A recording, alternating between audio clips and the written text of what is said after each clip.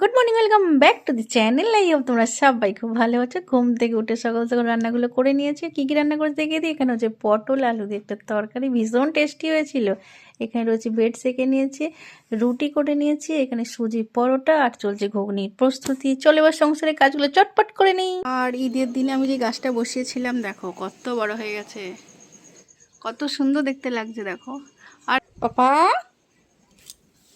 আর আমার শখের ড্রেসিং টেবিলে দেখো কি কি আছে। ড্রেসিং টেবিলে আমার সাজগোজার কিছুই থাকে না, এখন শুধু রয়েছে বাচ্চা টিফিন, জলের বোতল, এই সমস্ত। আর আমার কাঁচটা যা অবস্থা করেছে।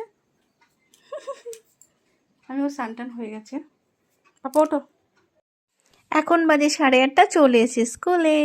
আজকে ওয়েদারটা একদমই ডাল দেখতে পাচ্ছ। আর আমার ক্যামেরাটা এমন একটা হয়েছে যেমন হচ্ছে খরার দেশে রয়েছে, কিন্তু এখানে সবটা এত সবুজ সবুজ সবুজ সবুজ, কিন্তু সেই সবুজ আমার কিছুই প্রকাশ পাচ্ছে না। মনে হচ্ছে না পাতাগুলো সব শুকিয়ে গেছে।